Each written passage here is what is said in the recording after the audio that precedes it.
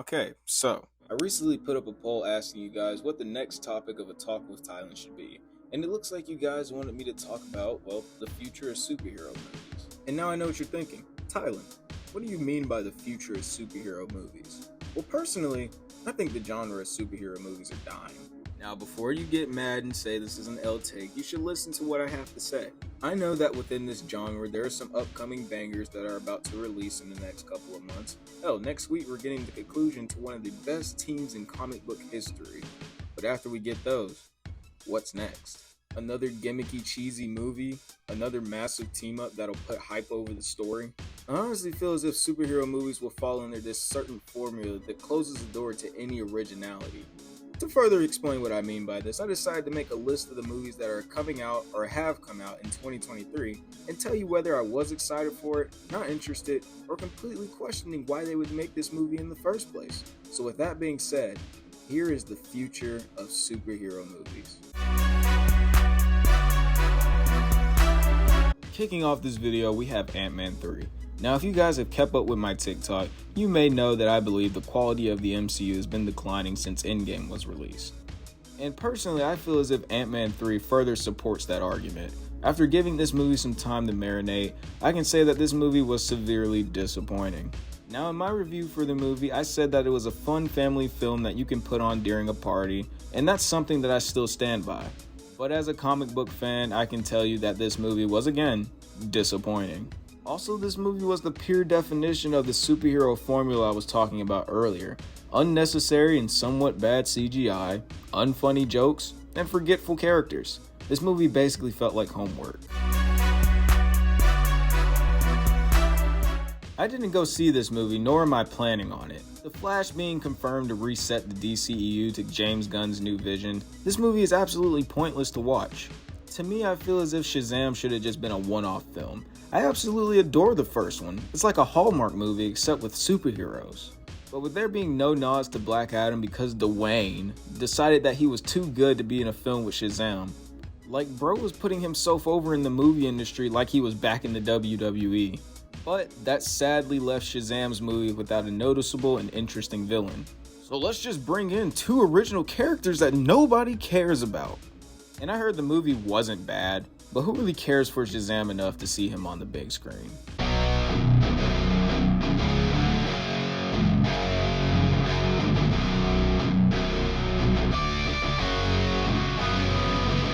Now this is already a confirmed banger. The comedy is there, the action's there, the emotion's there. It's got it all. James Gunn is a f***ing genius. Honestly, James Gunn is the reason I wanted to make this video. At the time, there was an article going around where he speaks about superhero fatigue and if it's real or not. And he basically says, yes, it's real, and it's due to studios focusing more on a spectacle rather than the story itself. And I agree. We don't watch these movies because they look cool. I mean, some people do. But they're soon grasped into the story that the movie is trying to tell. And that's what Guardians is. Pure storytelling. We're about to see the epic conclusion to one of the most lovable and entertaining crews in cinematic history. I mean, they literally have 2 Disney World rides about them. That's how much people love them. I'm more than excited to see the finale of one of my favorite movies in the MCU. Actually, scratch that. One of my favorite movies ever. Right behind Transformers.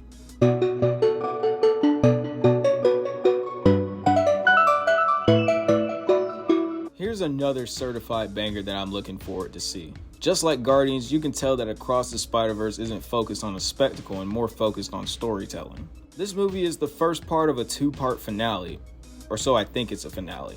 And let me tell you, I am more than hyped to see this. From the lovable characters that we met in the first film to the multiple Spider-Men that we grew up watching or playing as. You can tell there's absolute passion being put into this film, and just from the looks of it, I can tell you that I'm more than ready to see it.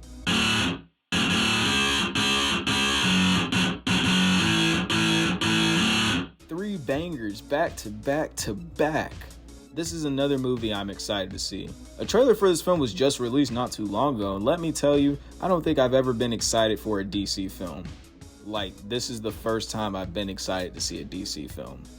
Now, you can tell this movie's going to be over the top. I mean, they literally have 70-year-old Michael Keaton fighting a Kryptonian in a tight rubber suit. Honestly, hang on, pause the video. Let me talk about that real quick. You're telling me I'm supposed to believe this man is extremely agile in that old prehistoric suit?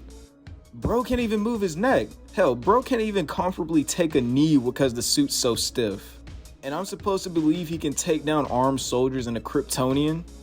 Come on, man, he has one of those street performer suits you see on Hollywood Boulevard. Anyways, this is the first movie to do an in-universe reset, and that makes me more excited to watch it. Plus, this movie actually has a multiversal feel to it, unlike another movie we know of. Just kidding, I love that movie. Now, honestly, you can argue that The Flash is another movie that has fallen to the trope of putting spectacle over storytelling with all the characters that they're bringing back, but honestly, for what's at stake for this movie, I'll let it slide.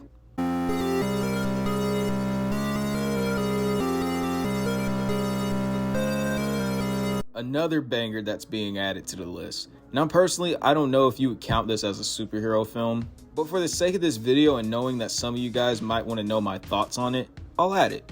But anyways, this film has the potential to be the movie of the summer. Actually, no, scratch that. Movie of the year. We're finally getting some lore-accurate Transformers who actually feel like characters rather than props. This movie feels as if the people working on it love everything Transformers and want to do this franchise justice. Because love it or hate it, it's a pretty cool franchise. I mean, cars are literally turning into robots. How cool can it get? Now, if this movie is great, Transformers will officially be brought back into the spotlight, especially if we have another movie coming out next year. The effects look dope, the voice acting is great, the characters seem likable, fucking Unicron's in the movie. It's a certified banger. Personally, I don't know how to feel about this one, man. Sure, the premise is original, and it seems like a fun film, but again, I think I'm somewhat done with the MCU outside of Guardians 3.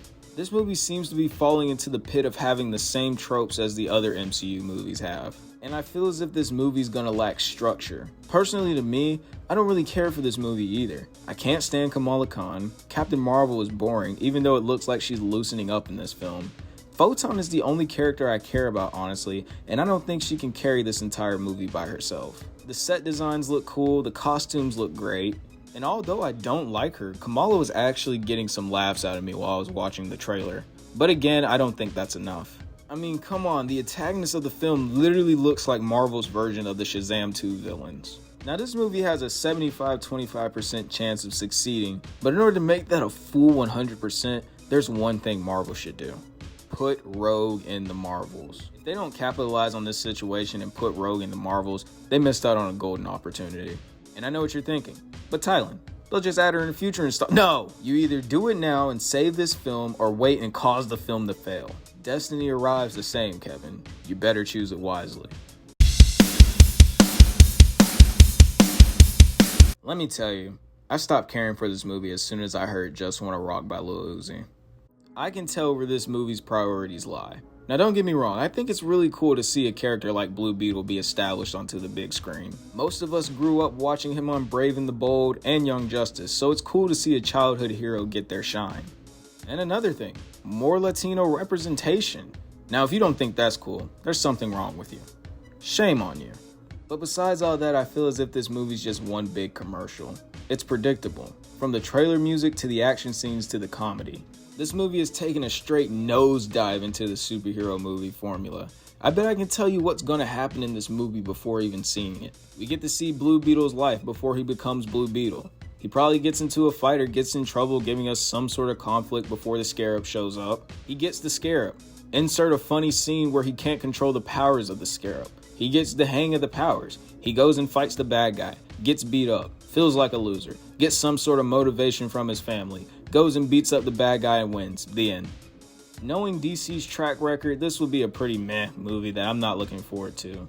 At least they gave him a Cloudbuster sword though.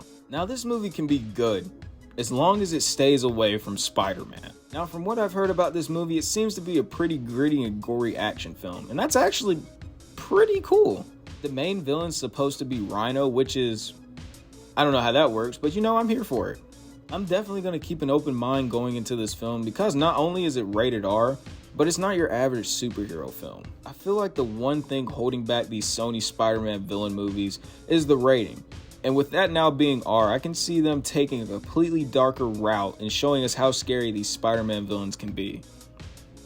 Maybe in the future you can give us a Green Goblin horror film. That would be cool. No, don't care. This movie falls under the same category as Shazam 2. It's like an endless void movie. It's not going anywhere within the universe, and if I were to skip it, I wouldn't be missing anything. Also, this is just my opinion, but I feel as if Aquaman doesn't need a movie. The first one is really cheesy and unnecessary, and to make a second one is just applying salt to the wound. To me, Aquaman is like the Hawkeye of the DCU. You can cast him as Jason Momoa, have him do cool stuff, but at the end of the day, people still know this guy as the dude who talks the fish. Plus, why should I care about this movie if the star doesn't even care himself? Bro is in talks about becoming Lobo in the James Gunn verse. Add the Amber Heard reshoots and the terrible reviews into that mix, and you got yourself a movie that I'll gladly be skipping out on. And that was the future of superhero movies. Like, it's been entirely way too long since I've last seen you guys. Well, that's on YouTube, that is. I have been posting on TikTok. But it is now May, and that means that my semester with college is almost over. And that also means that I can go back to full-time posting. Let me tell you, the days that I didn't have time to work on a video, I've just been thinking of many different topics I could talk about and many different videos I could make. Anyways, what I'm trying to say is that means there's more videos to come out in the future. I'm talking more how to fix videos, more talk with Tylin. A lot of movies coming out this summer, so that means more movie reviews. You guys know I try to dive into different topics. I try to go into like wrestling, WWE and stuff. We got a lot of news in that, so if you guys want to see more of that, just let me know. But anyways, that's all I got. That was all the news for now. But yeah, let me know if you guys like this video. It's just a little short one to get back into the groove. Again, I can't wait to start posting again. I'm talking gaming videos. I'm about to get Jedi Survivor soon. Hogwarts Legacy, Resident Evil 4, all these games that I missed because of college, I'm playing them over the summer. But also, if you guys are wondering where I'm at and why I haven't posted in so long, make sure you follow my TikTok. I'll make sure to put it in the description below. You guys may notice that I post the shorts from the TikTok on YouTube, but sometimes I may forget. So if you guys want to see more of my content, make sure you follow the TikTok. But anyways, again, let me know what you guys thought about this video. Make sure you like, comment, and subscribe. Subscribe or your favorite movie that comes out in the theaters is gonna suck. And personally, I wouldn't want that. So why would you? But again, yeah, like, subscribe, comment, and let me know what movie that you're excited to see. It could be from any genre. It doesn't just have to be superhero movies. But yeah, anyways, I hope you guys enjoyed the video, and I'll see you later. Peace.